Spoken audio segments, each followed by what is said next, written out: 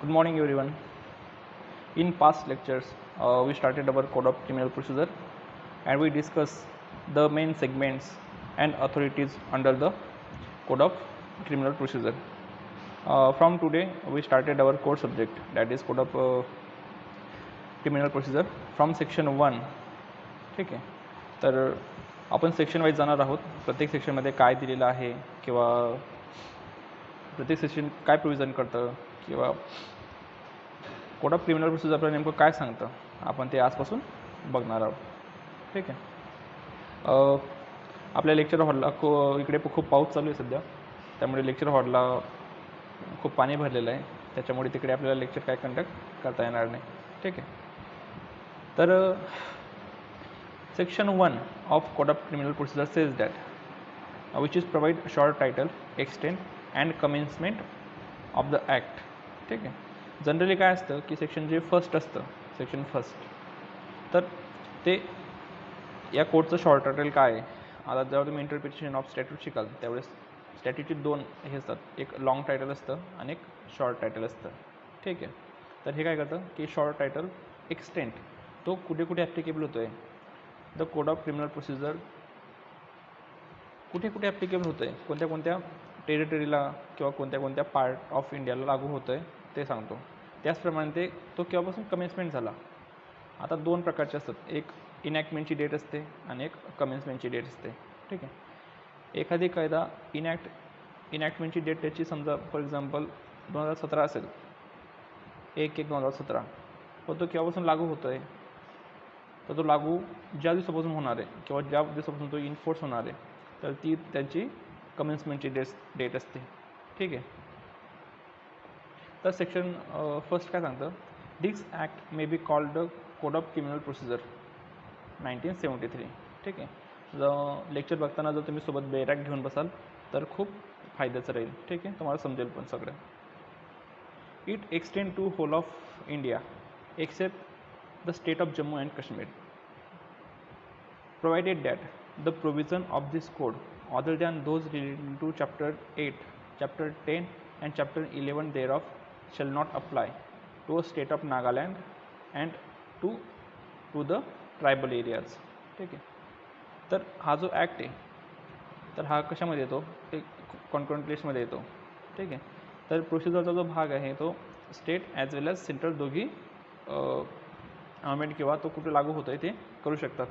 तर इथं प्रोव्हिजो of subclause 2 काय सांगतो आहे की provided that the provision of this code other than those relating to chapter 8, 10 and 11 thereof shall not apply. ठीक आहे. तर हा जो कोड आहे तो स्टेट ऑफ नागालँडला आणि अदर ट्रायबल एरियाज त्यांना लागू होणार नाही. त्यांचे काही कस्टमरी लॉज असतील किंवा त्यांचं काही वेगळा प्रोसिजर कोड असेल तर तो तिथं लागू होईल. तर चॅप्टर 8 कोणतं की security for good peace and behaviour. ठीक आहे, ते चॅप्टर 8 झालं. चॅप्टर 10 तुमचं maintenance of public piece or public tranquillity. ठीक आहे. आणि चॅप्टर 11 आहे प्रिव्हेंटिव्ह ॲक्शन ऑफ पोलीस. ज्यावेळेस आपण अरेस्टचं चॅप्टर बघू त्यावेळेस आपण ते प्रिव्हेंटिव्ह अरेस्ट पण आपण त्याच्यात बघणार आहोत. तर but the concern state government may by notification apply such provisions or any of the whole or part of the state of Nagaland or such tribal areas as the case may be, with the supplemental, incidental or consequential modifications as may be specified in the notification. पण हा जो कायदा आहे तर तो जे tribals area आहेत किंवा जे नागालँडचा जो पार्ट आहे तर तिथलं जे स्टेट गव्हर्नमेंट आहे तर स्टेट गव्हर्नमेंट बाय नोटिफिकेशन काय करू शकतं की हा जो कायदा आहे तो याचा काहीतरी पार्ट किंवा या कायद्याचे काहीतरी जे प्रोव्हिजन असतील तर त्या तिथं लागू करू शकतं by the way of notification. ठीक आहे. It shall come into force on the first day of April 1974. त्याची डेट ऑफ कमेन्समेंट काय आहे की फर्स्ट डे ऑफ 1974. ठीक आहे. तर जो सेक्शन 2 आहे ते डेफिनेशनची डील करतं. तर त्याच्यामध्ये पहिली डेफिनेशन आहे बेलेबल ऑफेन्सेस. ऑफेन्सेसचे 3 प्रकार पडतात. ठीक आहे. इथं पुढे ऑफेन्सची पण डेफिनेशन दिलेली आहे. मग पहिले आपण ती ऑफेन्सची डेफिनेशन बघू, नंतर आपण bailable non bailable offences, cognizable and non cognizable offences and compoundable and non compoundable offences हे ऑफेन्सेसचे प्रकार बघू. तर ऑफेन्स म्हणजे काय नेमकं, तर subclause section 2 subclause n provide the definition of offense, which say offense means any act or omission made punishable by any law for time being in force and includes any act in respect of which a complaint may be made under section 20 of the Cattle Trespass Act 1871. Offense means any act or omission which is punishable by any law time being in force. तर offence काय आहे, offence is any act, act means do something or omission, omission means anything which is मतलब की omission म्हणजे असं गोष्टी की जी करायला नको पाहिजे किंवा जी करायला नको हवी. ठीक आहे. तर फॉर एक्झाम्पल आता ॲक्ट काय नाही, जे रॉंगफुल ॲक्ट असतं ते नेहमीच पनिशेबल असतं, पण ओमिशन ही पनिशेबल समटाईम पनिशेबल असते, समटाईम पनिशेबल नसते. ठीक आहे. तर बघा ॲक्ट काय आहे की जर आता IPCने डिफाईन केलं आहे की जर एखाद्याने थेफ्ट केली किंवा एखाद्याने voluntary causing hurts to any person then its amount to theft. ठीक आहे. किंवा एखादी निगेटिव्ह ॲक्ट असेल तर विदाऊट कन्सेंट, जर विथ क्रिमिनल माइंड तुम्ही एखाद्याच्या प्रॉपर्टीमध्ये हे करताय, तुम्ही त्याला अनाउन्स करण्यासाठी किंवा त्रास देण्यासाठी, तर ते तुमचं काय झालं याच्यामध्ये ते ॲक्ट झालं. ते निगेटिव्ह पण असू शकतं, पॉझिटिव्ह पण असू शकतं. पण ओमिशन केव्हा पनिशेबल नसते. फॉर एक्झाम्पल आता तुमचा एखादी मित्र आहे, ठीक आहे, तो चढला आहे बिल्डिंगवर आणि त्याला नेमकी सुसाईड करायची आहे. तो सांगतो आहे तुम्हाला मला सुसाईड करायची आहे, मला सुसाईड करायची आहे. ठीक आहे. तुम्ही मस्त काय केलं, तिकडनं एक पार्लेजीचा पुडा आणला आणि त्याच्याकडे बघत खात बसले. तुम्ही त्याला काहीही केलं नाही, की त्याला सांगितलं की थांब, की तू असं नको करू किंवा सुसाईड नको करू. तर इथं तुमच्यावर काही ऑफेन्स होणार आहे का. किंवा एखादी माणूस पाण्यामध्ये वाहत जातो आहे, ठीक आहे, तुम्ही त्याचा फोटो काढताय पण त्याला वाचवत नाही आहे. तुम्ही त्याला वाचवू शकले असते. ठीक आहे. तुम्ही तुमच्या मित्राला वाचवू शकले असते किंवा त्या वाहत जाणाऱ्या माणसाला वाचवू शकले असते, पण तरी तुम्ही ते केलं नाही. तर तुमच्यावर काही आहे का असे लिगल लायबिलिटी वगैरे तुमच्यावर असेल का, तर नाही येणार. कारण असं कोणत्या कायद्यात लिहिलं आहे का की एखाद्या वाहत जाणाऱ्या माणसाला वाचवलं नाही तर 3 वर्षाची शिक्षा आहे. किंवा एखादी तुमचा मित्र असेल, ठीक आहे, जर एखादी तुमचा मित्र असेल आणि तुझं सुसाईड वगैरे करत असेल तर त्याला त्याच्यापासून परावृत्त करणे हे तुमची काही ड्युटी वगैरे आहे. किंवा जर जसं केलं नाही तुम्ही तर ते पनिशेबल राहील, असं काय आहे का, असं काही नाही आहे. बरोबर. तर मग ओमिशन पनिशेबल केव्हा असतं, when any act is binding on person by law and such person omitted to do that act. ठीक आहे. For example according to section 125 of CRPC, if court make order to give maintenance to a wife, ठीक आहे, तर order of maintenance हे काय offence वगैरे नाही आहे. ठीक आहे, का तुम्ही काय क्राईम वगैरे केलं ते नाही. But if you omit to give maintenance to your wife, ठीक आहे, जेव्हा तुम्ही ती ओमिट करताय तर तो ऑफेन्स राहील. ओमिशन करताय ना तुम्ही, जी तुमच्यावर कायद्याने ड्युटी लागून दिली आहे ती तुम्ही ओमिट करताय, तर हे काय राहील, ऑफेन्स राहील. ठीक आहे. आता एखाद्या याच्यामध्ये आहे, कशामध्ये, जर एक प्रिझनमध्ये पोलीस कस्टडीमध्ये काय आहे की पोलीस कस्टडीमध्ये एखाद्या माणसाला त्यांनी अरेस्ट करून पोलीस कस्टडीमध्ये घेतलं, तर यांनी काय केलं, आता यांची जबाबदारी आहे ना की त्याला सुरक्षित ठेवलं पाहिजे, त्याला जेवण वगैरे दिलं पाहिजे. पण यांनी काय केलं की हा आता गुन्हा कबूल करत नाही आहे, त्यामुळे याचं आपण जेवण वगैरे बंद करून टाकू. तसे 4 दिवस झाले, 5 दिवस झाले, 6 दिवस झाले, 6व्या दिवशी तो उपाशी मेला बिकॉज ऑफ स्टार्वेशन. तर अशा वेळेस जे ऑफिसर आहेत तर त्यांनी ऑफेन्स केलेला आहे आणि तो त्यांच्या ग्रॅव्हिटीनुसार ते पनिशेबल राहील. ठीक आहे. पण बाजूलाच जर एखादी म्हातारा माणूस आहे किंवा तसंच पडलेला आहे शेजारी आणि तुम्ही त्याला जर फूड सप्लाय नाही केलं आणि तो जर ते स्टार्वेशनमुळे त्याची डेथ झाली तर तुमच्यावर म्हणजे गुन्हा होईल का तुमचा किंवा तुमच्यावर गुन्हा नोंदवला जाईल का? नाही नोंदवला जाणार, कारण ती तुमची लिगल ड्युटी नाही आहे. हां, ती तुमची मॉरल ड्युटी असू शकते. Morality and law always different. ठीक आहे. तर ती तुमची मॉरल ड्युटी असू शकते, पाप पुण्य वगैरे ते ठीक आहे म्हणा, पण ते ऑफेन्स होणार नाही. ऑफेन्ससाठी काय आहे? If any act or omission which is punishable bye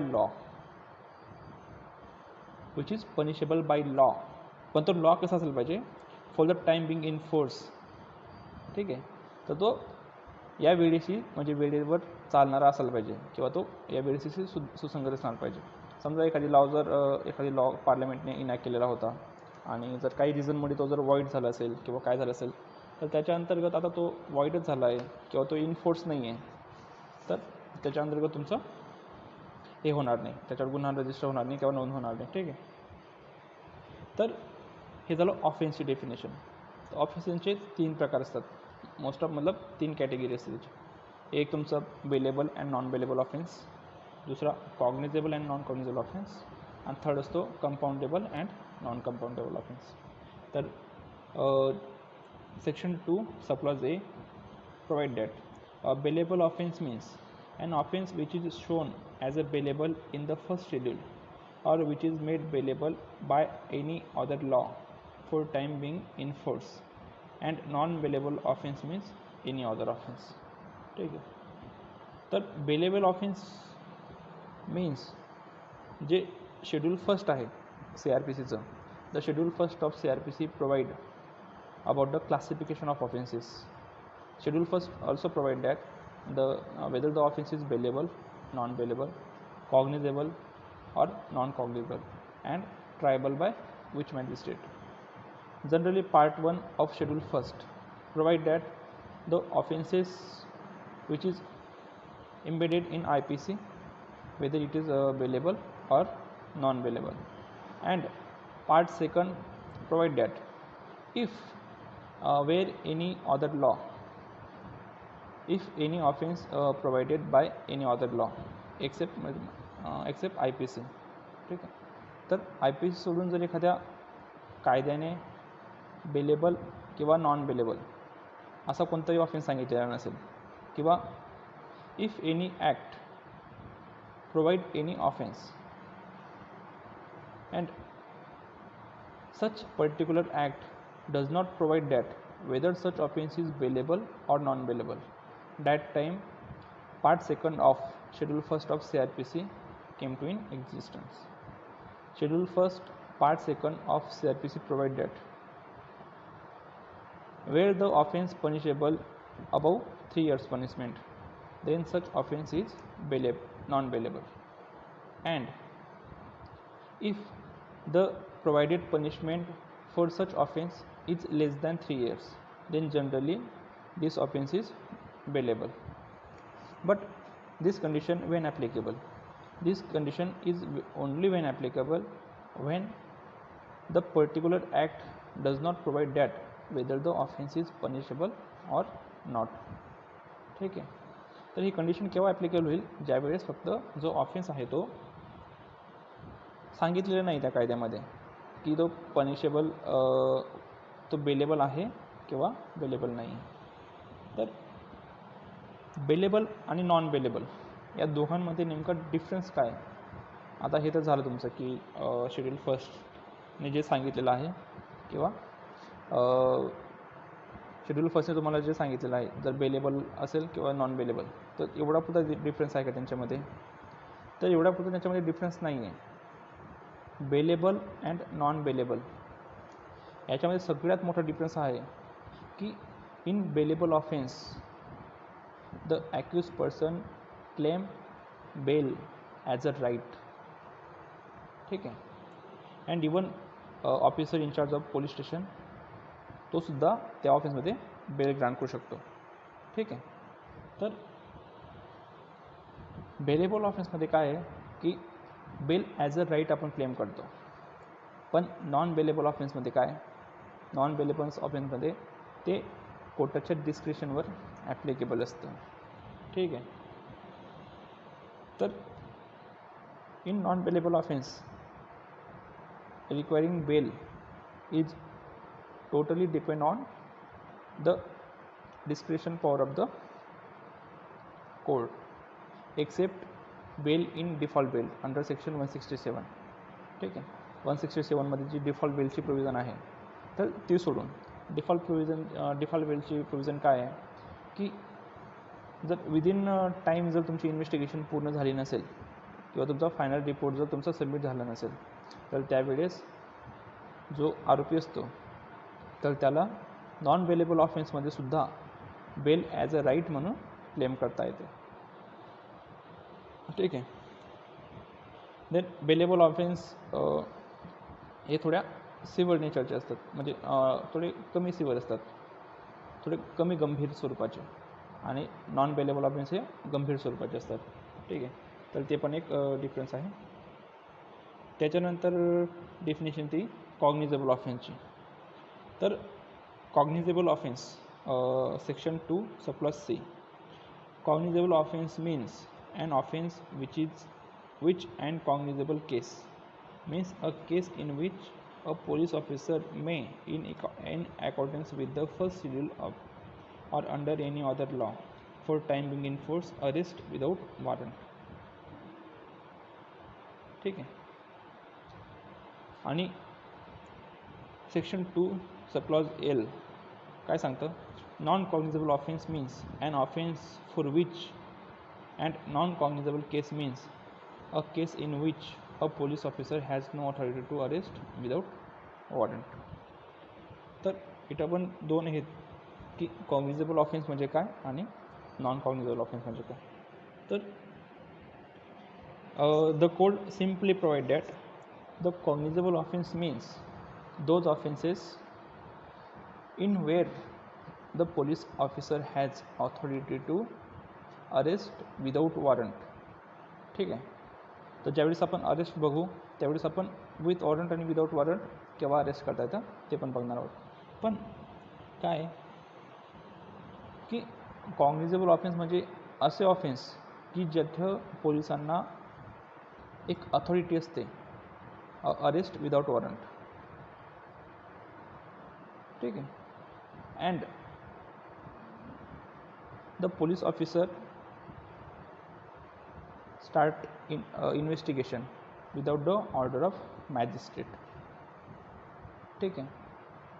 तर काय असतं की समजा आता तुम्ही एखादी इन्फॉर्मेशन घेऊन पोलीस स्टेशनमध्ये गेले आणि तुम्ही त्यांना ती ओरली इन्फॉर्मेशन सांगितली. Then accordance with the section 154 of CRPC the officer in charge of police station found that there is a sufficient reason to believe that the cognizable offence is committed. Therefore he lodges FIR. Instantly he lodges FIR. ठीक आहे.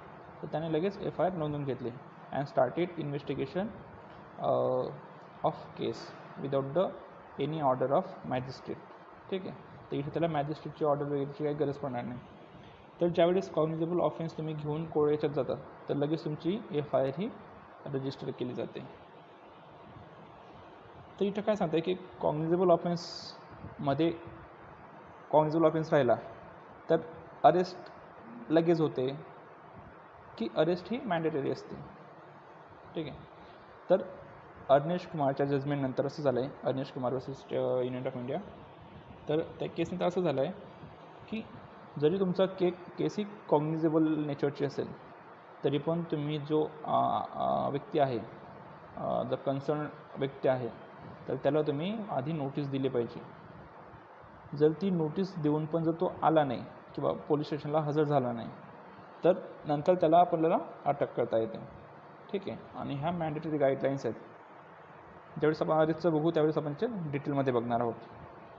For example म्हणजे नेमकं काय सांगते अर्नेश कुमारची केस आधी काय राहायचं की समजा आता जर एखादी ऑफेन्स राहिला, जर त्याचं नेचर कॉग्निजेबल असेल तर त्याला लगेच अरेस्ट केलं जायचं अनिश कुमारच्या जजमेंटच्या आधी.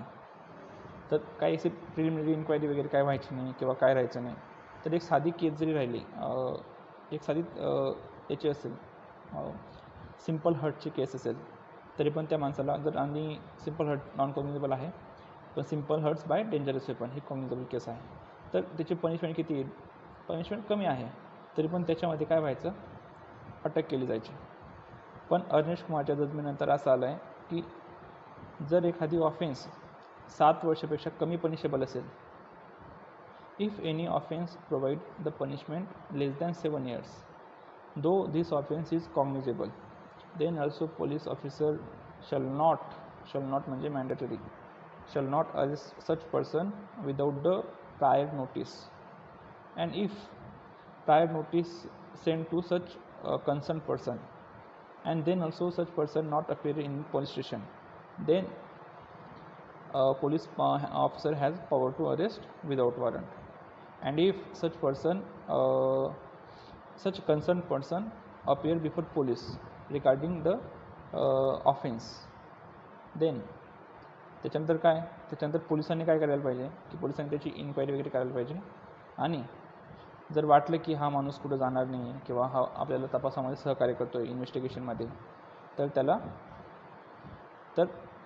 अरेस्ट न करता ती केसची इन्व्हेस्टिगेशन पुढे चालू ठेवायची. ठीक आहे, आता चालेल असेल तुम्हाला कॉग्निजेबल ऑफेन्सबद्दल कळलं असेल. त्याच्यानंतर तुमचे येतात section 2 subclause D provide about complaint.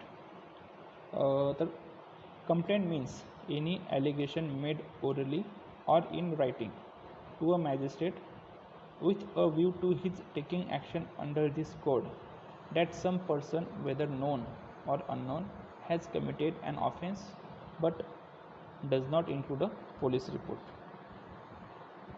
तर एक्सप्लेनेशन काय सांगतं पुढे, a report made by police officer in case which disclose after investigation the commission of non-cognizable offense shall be deemed to be complainant, and the police officer by whom such report is made shall be deemed to a complainant. ठीक आहे, तर complaint म्हणजे काय नेमकं, तर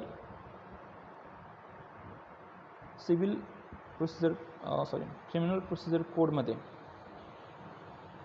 तुम्हाला जर एक केस हे करायची असेल, तुम्हाला जर क्रिमिनल प्रोसिजर इनिशिएट करायची असेल किंवा ती चालू करायची असेल, तर तुम्हाला 2 पर्याय आहेत. एक, तुम्ही पोलिसांकडे FIR नोंदवू शकता. FIR ही फक्त कॉग्निजेबल केसेसमध्ये असते. ठीक आहे, आणि एक तुम्ही मॅजिस्ट्रेटकडे प्रायव्हेट कंप्लेंट करू शकता. तर प्रायव्हेट कंप्लेंट ही कॉग्निजेबल ॲज वेल ॲज नॉन कॉग्निजेबल दोघी नेचरमध्ये असू शकते. ठीक आहे, तर आणि तुम्ही समजा आता कंप्लेंट हे केली, तर त्याचं कॉग्निझन्स कोर्ट कसं घेतं, सेक्शन 190 खाली त्याचं कॉग्निझन्स घेतं आणि त्याची प्रोसेस पुढे चालू होते. ठीक आहे, तर ज्यावेळेस आपण टेकिंग कॉग्निझन्स बघू त्यावेळेस आपण कॉग्निझन्स कोण कोण घेऊ शकतं आणि कॉग्निझन्स घेतल्यानंतर त्याची प्रोसेस पुढे कशी चालू होते, तर आपण ते पण बघणार आहोत. तर cognizable offence means complaint means any allegation made orally or in writing to a magistrate. आता जर सेक्शनची फोड कशी करायची, आता बघा तुम्ही जर एखादी सेक्शन वाचत असाल त्याची फोड कशी करायची, कंप्लेंट. ठीक आहे, complaint means any allegation made orally or in writing to a magistrate. Complaint may be in writing or oral to magistrate. Complaint is only made to magistrate. ठीक आहे, कंप्लेंट फक्त आपण मॅजिस्ट्रेटलाच मिळवू शकतो. आपण पोलीस स्टेशनला जातो की पोलीस स्टेशनला तू का गेला होता, समजा एका ठिकाणी मारामारी झाली, तुम्ही विचारलं की कुठे गेला होता, त्यांनी सांगितलं पोलीस स्टेशनला गेलो होतो. तर तुम्ही विचारलं की का गेला होता, तर त्यांनी सांगितलं की असं मारामारी झाली त्याच्यामुळे मी पोलीस स्टेशनला माझी कंप्लेंट नोंदवायला गेलो होतो. Absolutely wrong. जर तुम्ही लॉ म्हणजे शिकत असाल तर पोलिसांना कंप्लेंट कधीच होत नाही. Complaint always goes to magistrate. Complaint ही फक्त मॅजिस्ट्रेटला होते. पोलिसांकडे काय करतो आपण, FIR करतो किंवा FIR लॉड्ज करतो. ठीक आहे. Complaint may be oral or in writing with a view to his taking action under this code. Purpose काय आहे कंप्लेंट करायचा, की असं आहे का ते अर्ज द्यायचा आहे म्हणून अर्ज देऊन टाका, किंवा तुम्हाला काहीतरी असं लिहायचं आहे एक सेंड ऑफसारखं ते लिहून आपण मॅजिस्ट्रेट देऊन टाका, असं नाही आहे. What is the purpose of complaint? The purpose of complaint is with a view to his taking action under this code. तर त्याने काहीतरी ॲक्शन घेतली पाहिजे या कोडखाली. ठीक आहे. That some person whether known or unknown has committed an offence. कशाशी निगडीत घ्यायला पाहिजे त्याने, किंवा ॲक्शन कोणाशी निगडीत घ्यायला पाहिजे, की some person, whether it is mandatory the person who commit offence is known, no, such person may be unknown. ठीक आहे. तुम्ही आता एक काम असेल की घरामध्ये काय होतं की मोबाईल पडलेला होता, कोणतरी घेऊन गेलं उचलून, तर तुम्हाला माहिती नाही की कोण घेऊन गेलं, पण तरी पण तुम्ही कंप्लेंट नोंदवू शकता मॅजिस्ट्रेटकडे. Whether known or unknown has committed an offence. तर त्याने ऑफेन्स कमिटेड केला आहे असा पर्सन, त्याच्याविरुद्ध तुम्ही कंप्लेंट मॅजिस्ट्रेटकडे नोंदवू शकता. But does not include a police report. ठीक आहे. पोलीस रिपोर्ट काय असतो? Police report after completion of investigation, police officer prepared one report under section 173 of CRPC. Such report called police report or final report or charge sheet. ठीक आहे. Police report.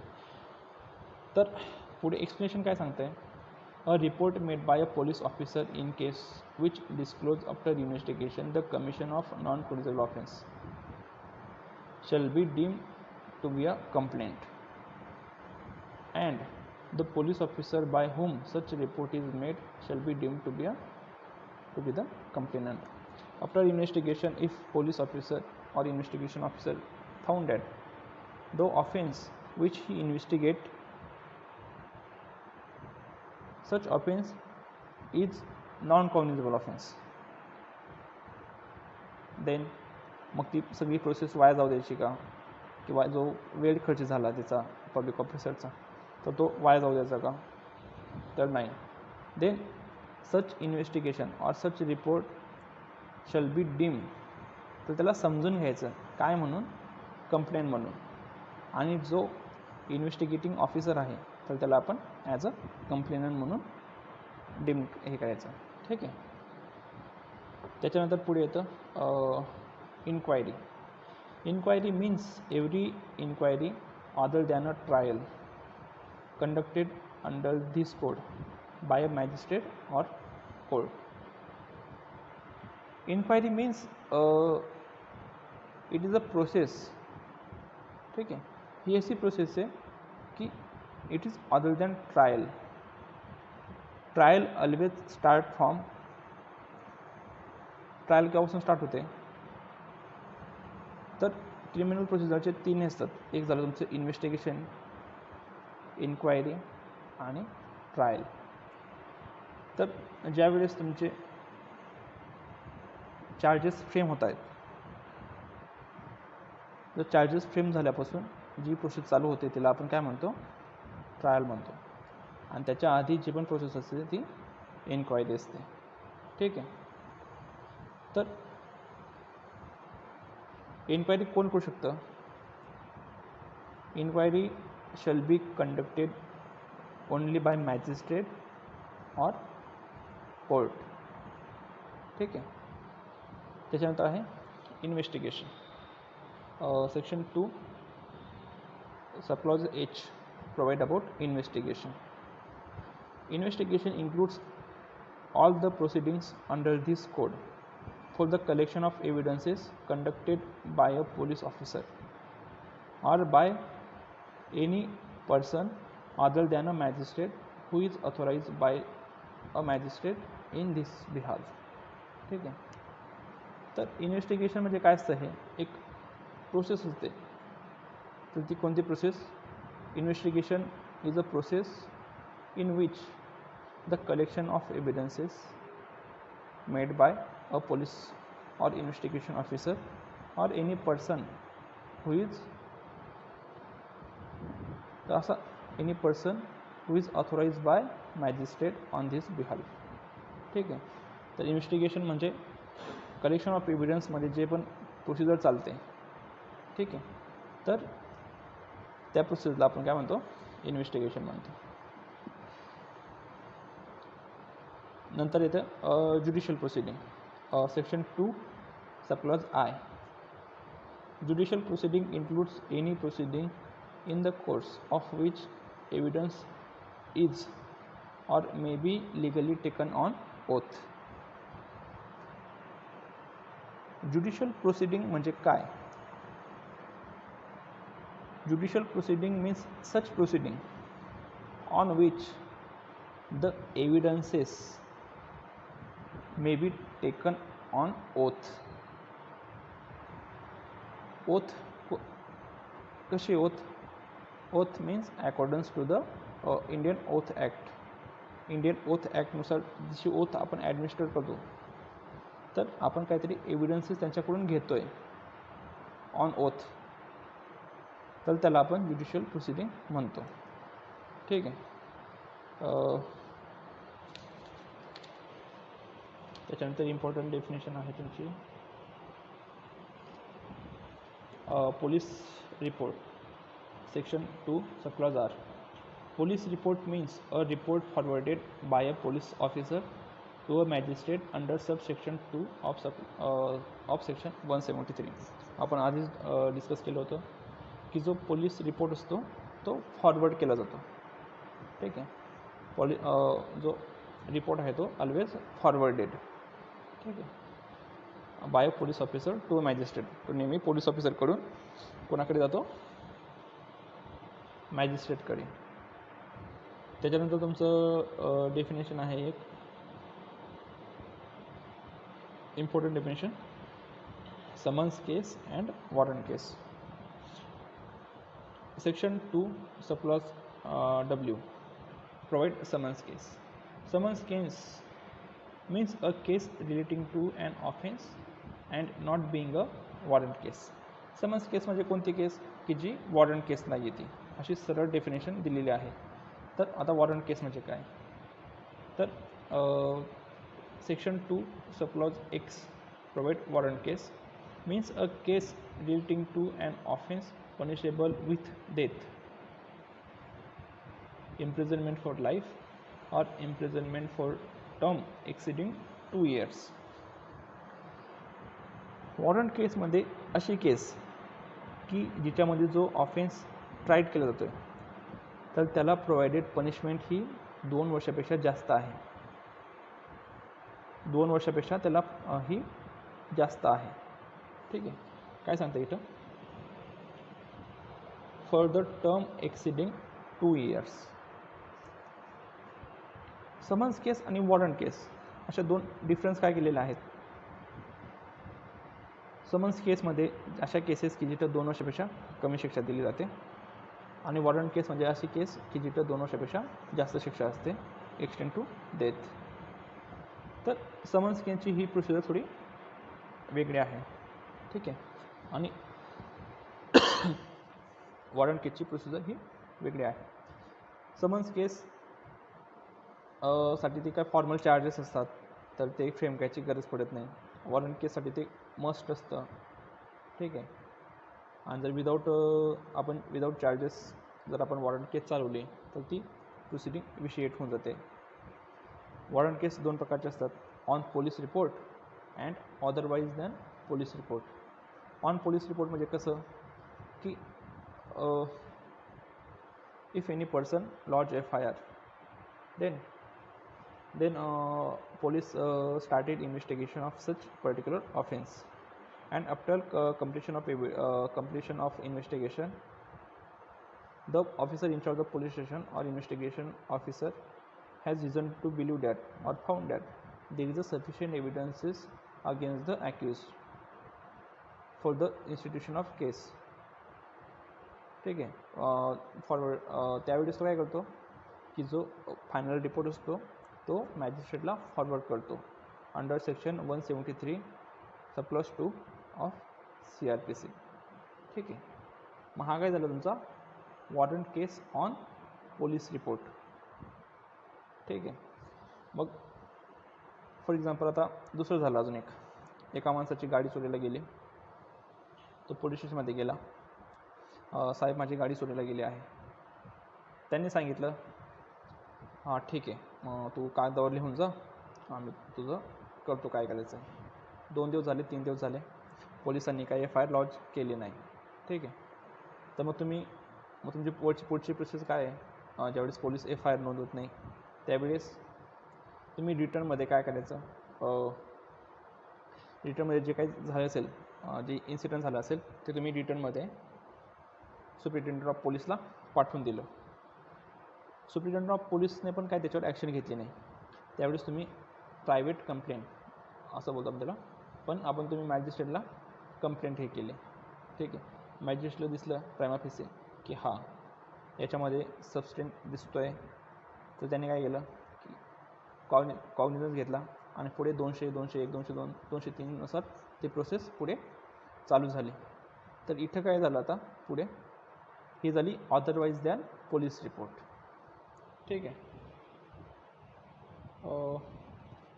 हा झाला तुमचा जो डेफिनेशनल पार्ट आहे तो.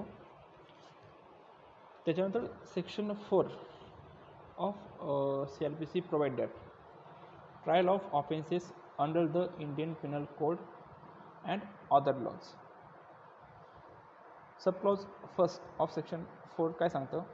All offences under the Indian penal code shall be investigated, inquired into or tried and otherwise dealt with according to the provision hereinafter contained. तो इथं मॅन्डेटरी क्लॉज आहे. IPC खाली जो पण ऑफेन्स झालेला असेल तर त्या ऑफेन्सची इन्व्हेस्टिगेशन इन्क्वायरी किंवा ट्रायल त्या CRPCनुसारच चालेल. त्याला दुसरा लॉ ॲप्लिकेबल होणार नाही. ठीक आहे. IPC खाली जे पण ऑफेन्सेस आहेत त्याच्यासाठी CRPC हा मॅन्डेटरी आहे. CRPC सोडून कोणत्याही याच्यामध्ये चालणार नाही. ठीक आहे. सप्लोज 2 काय सांगतं. All offences under any other law shall be investigated, inquired into, tried and otherwise dealt with according to the same provisions, but subject to any enactment for the time being in force regulating the manner or place of investigating, inquiring into, trying or otherwise dealing with such offenses. जे other offences आहेत other ॲक्टमध्ये दिलेले, for example तुमचा SC and ST prevention of atrocities act आहे, POCSO असेल, MCOCA असेल, तर यांचे जे ऑफेन्सेस आहेत तर ते ऑफेन्सेस पण याच्यानुसार चालतील, पण subject to any special provision regarding procedure of inquiry और trial provided by such particular act or special act. It is well settled rule of interpretation that the special law always prevail over general law. Here CRPC is a general law, but Atrocity Act is a special law, and if any particular or any special provision made in Atrocities Act regarding the procedure of investigation or trial, ठीक है, investigation or trial of the case, then court shall follow the provision which is made by special law. ठीक आहे. Otherwise जर तशी procedure दिली नसेल तर CRPC चालेल.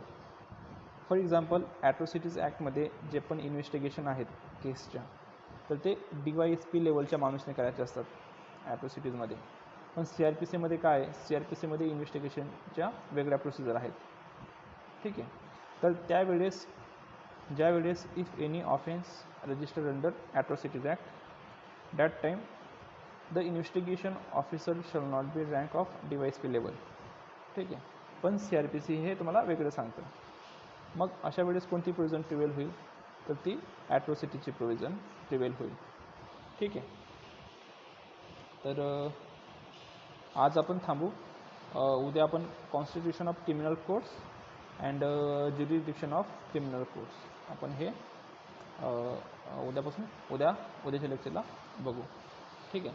जर काही समजलं नसेल तर मला मॅसेज करा, मी तुम्हाला उद्याच्या लेक्चरला ते घेईल, काही क्युरी असेल किंवा. ठीक आहे. आणि काही सजेशन असतील तर ते पण तुम्ही मला प्रायव्हेट मॅसेजद्वारे सांगू शकता. ठीक आहे. Good day.